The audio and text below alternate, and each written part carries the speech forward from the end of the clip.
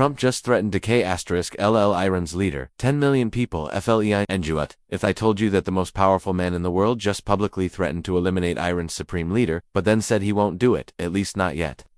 If I told you that right now, as you're watching this video, millions of people are fleeing Tehran, in what looks like the largest evacuation in modern Middle Eastern history, and what if I told you that the next 48 hours could determine whether we're heading toward the biggest military confrontation since World War II? Before we dive into this explosive story, make sure you hit that subscribe button and ring the notification bell, because what's happening right now between Trump and Iran is moving so fast that by tomorrow, everything could change. The world woke up to something unprecedented.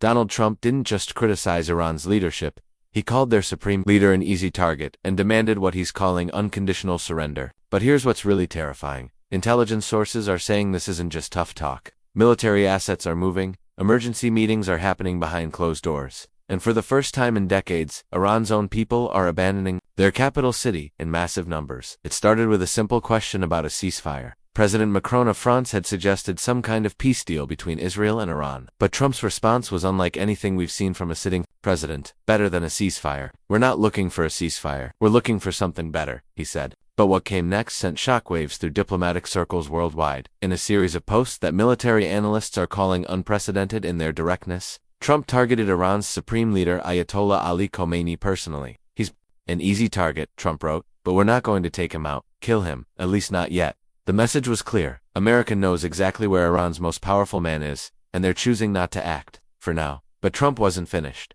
In another post that's being analyzed by every intelligence agency in the world, he wrote, "We don't want missiles fired at American civilians or soldiers. Our patience is running out." Then came the ultimatum that nobody saw coming. Unconditional surrender expected. Think about that for a moment. The President of the United States just demanded that an entire nation surrender, not negotiate, not compromise, surrender. Intelligence sources are telling us that this language was deliberate, calculated, and approved at the highest levels of government. What happened in the White House Situation Room on that Tuesday afternoon is still classified. But sources close to the administration are painting a picture of heated debates and fundamental disagreements about America's next move. The meeting lasted an hour and a half, unusually long for these types of briefings, and when it ended, everything had changed. According to insiders, Trump walked into that room already convinced that Iran was playing games with previous negotiations. Remember, he'd given Iran a 60-day deadline to come to the table and make a deal about their nuclear program. That deadline had come and gone the week before with no response from Tehran. Trump felt he'd been deliberately ignored, and sources say he was deeply concerned that Iran wasn't taking his intentions seriously. But here's where it gets interesting. His top advisors weren't on board with what he was proposing. Defense Secretary and National Security Council members were reportedly pushing back hard against any direct military involvement. They knew what Trump was considering joining Israel in their attacks on Iranian nuclear facilities could easily drag America into a broader Middle Eastern conflict. One source described the atmosphere as tense but respectful, with advisors presenting Trump with multiple scenarios about what could go wrong. But Trump had made up his mind about one thing. Iran couldn't be allowed to develop nuclear weapons. And if negotiations weren't working, other options had to be considered. The meeting ended without a final decision, but within hours, something unprecedented started happening. Military assets began moving in ways that suggested America was preparing for something big. In the 72 hours following that Situation Room meeting, at least 30 U.S. military aircraft were suddenly redeployed from bases across America to Europe. But these weren't just any planes, they were KC-135 refueling tankers, the kind of aircraft you send when you're planning long-range combat operations. Military aviation experts who track these movements told the BBC that what they were seeing was highly unusual and suggestive of contingency plans for intensive combat operations in the Middle East. Photographs taken at Suffolk showed something even more telling: a refueling tanker accompanied by 4 fighter jets, all heading toward the same destination. But here's what's really got military analysts worried. These KC-135 tankers have one primary purpose: keeping fighter jets and bombers in the air for extended periods during combat missions. You don't deploy 30 of them unless you're planning something that requires sustained air operations far from home bases. Aviation tracking websites that monitor military movements have been buzzing with activity. Flight patterns show these aircraft taking routes that position them perfectly for Middle Eastern operations. Some are stationed in bases that haven't seen this kind of activity since the Iraq War. Others are positioned in locations that would be ideal for supporting strikes on Iranian targets. The Pentagon has been careful not to comment on specific deployments, but they're not denying what's happening either. When pressed, officials have said they're keeping their options open and have assets in the region ready to defend American interests. What's particularly significant is the timing. These movements started happening immediately after Trump's social media posts and that crucial Situation Room meeting. Military experts are saying this kind of rapid deployment suggests plans that were already in place, just waiting for authorization. Behind all of this urgency is a timeline that's got intelligence agencies around the world deeply concerned. Sources close to the administration are saying that recent intelligence assessments suggest Iran is much closer to developing nuclear weapons than previously thought. We're not talking months or years, we're talking weeks. This explains Trump's frustration with the failed negotiations. He'd given Iran 60 days to come to the table and make a deal that would prevent them from developing nuclear weapons. It was a generous timeline, considering what intelligence agencies were telling him about how close Iran actually was to achieving nuclear capability. When that deadline passed without any serious response from Tehran, Trump apparently decided that diplomatic solutions weren't working. Sources say he became convinced that Iran was just stringing him along, while they continued working on their nuclear program in secret. The president has always been absolutely consistent about one thing: Iran cannot have nuclear weapons. It's not negotiable, it's not up for debate, and it's not something he's willing to compromise on.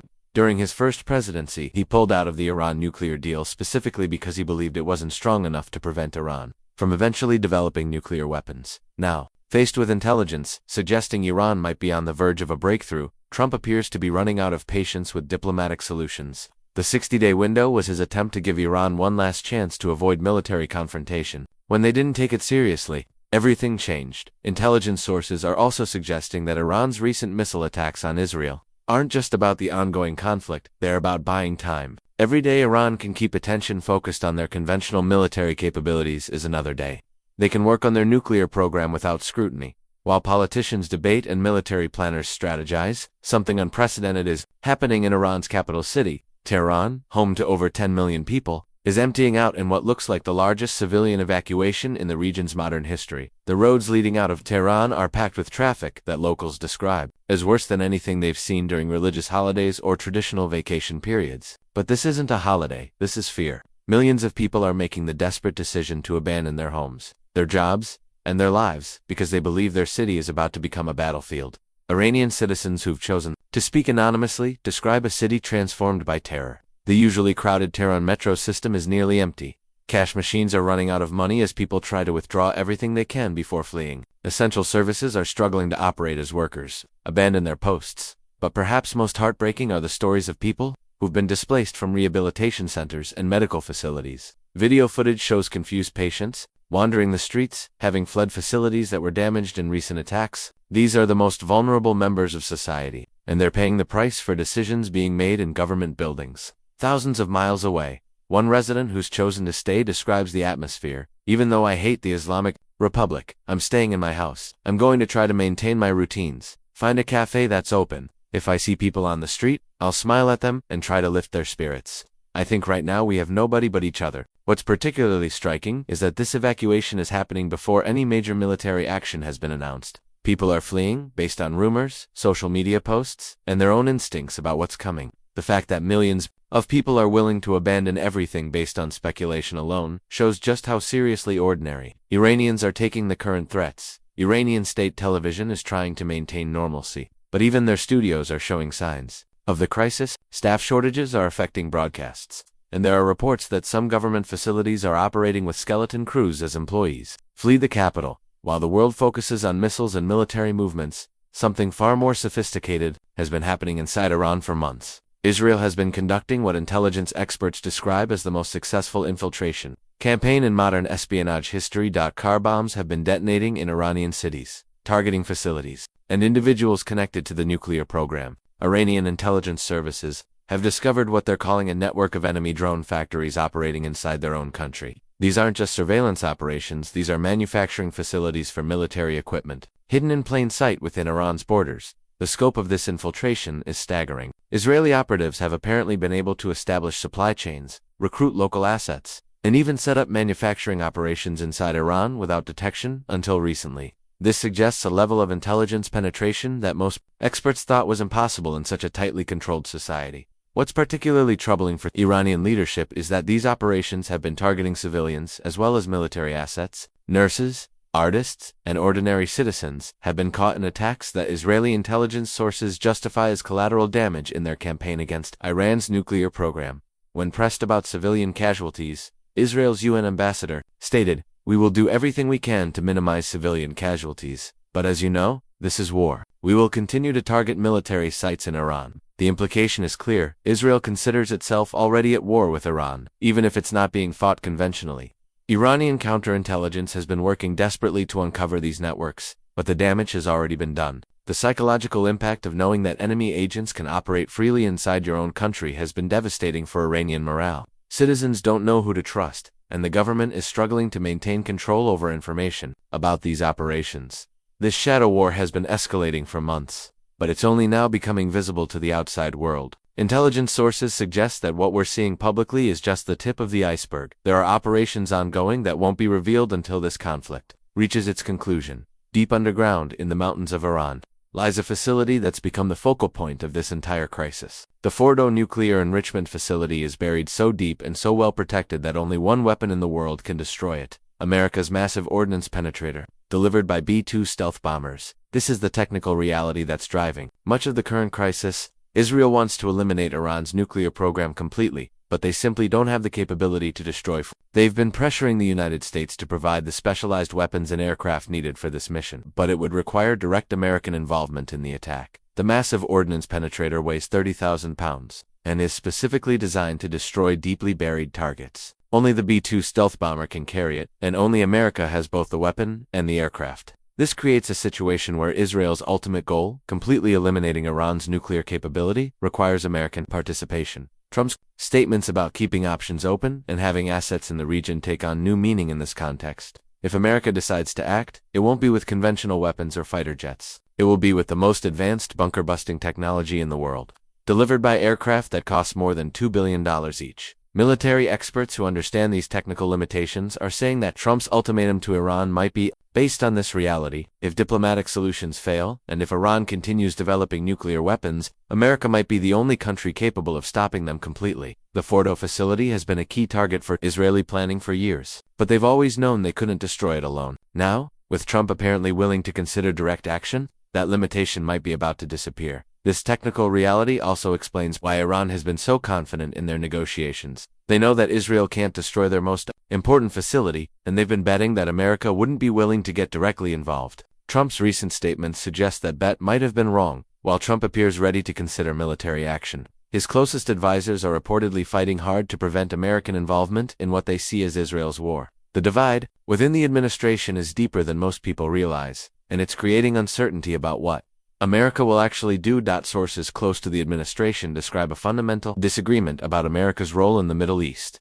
Trump campaigned on putting America first and avoiding foreign wars, but the Iran nuclear issue presents him with a scenario where avoiding action might be more dangerous than taking it. His defense secretary and national security advisor are reportedly presenting him with scenarios about how American involvement could escalate into a broader regional conflict. They're concerned about Iranian retaliation against American bases in the region, potential attacks on shipping in the Persian Gulf, and the possibility of other countries being drawn into the conflict. But Trump's position has been consistent. Iran cannot have nuclear weapons, and if they're close to achieving that capability, all options have to be on the table. He sees this as a matter of national security that transcends normal concerns about foreign entanglements. The president's most vocal supporters in Congress are also reportedly urging him not to get involved militarily. They're reminding him that his America First message was extremely popular during the election, and that getting drawn into another Middle Eastern conflict could undermine that political advantage. However, Trump has always seen himself as a deal-maker and a peacemaker. He genuinely believed he could negotiate a solution with Iran that would prevent both war and nuclear proliferation. When those negotiations failed, he apparently felt that his credibility as a deal-maker was at stake. This internal conflict is creating uncertainty about American policy that's being felt around the world. Allies don't know what to expect. Enemies don't know how to respond, and markets are reflecting this uncertainty in their volatility. The resolution of this internal debate will likely determine whether this crisis escalates to direct military confrontation or finds some kind of diplomatic solution behind the military movements and diplomatic threats.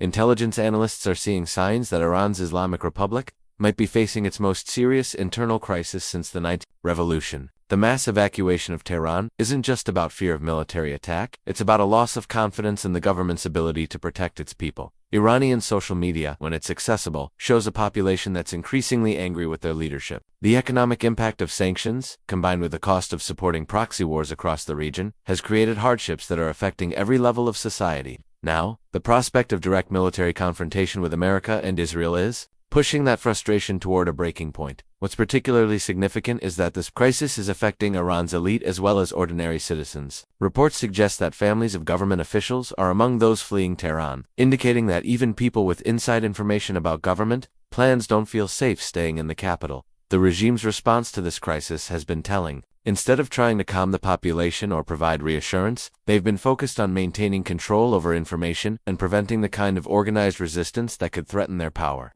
This defensive posture suggests they're more concerned about internal collapse than external attack. International observers who specialize in regime stability are noting patterns that historically precede government collapse. Mass population movements, elite flight, breakdown of essential services, and loss of confidence in government institutions are all present in Iran right now. However, the Islamic Republic has survived serious challenges before, and they have extensive security apparatus designed to maintain control, even during the question is whether those systems can function effectively when the people operating them are also questioning their own safety and future. What's clear is that Iran's leadership is facing pressure from multiple directions simultaneously: external military threats, economic sanctions, internal dissent, and now mass population flight are creating a perfect storm that could overwhelm even a well-established authoritarian system. The outcome of this internal crisis might be more important than any military confrontation in determining Iran's future. As this crisis reaches its climax, intelligence sources and military analysts are focusing on 3 possible scenarios for how this could end.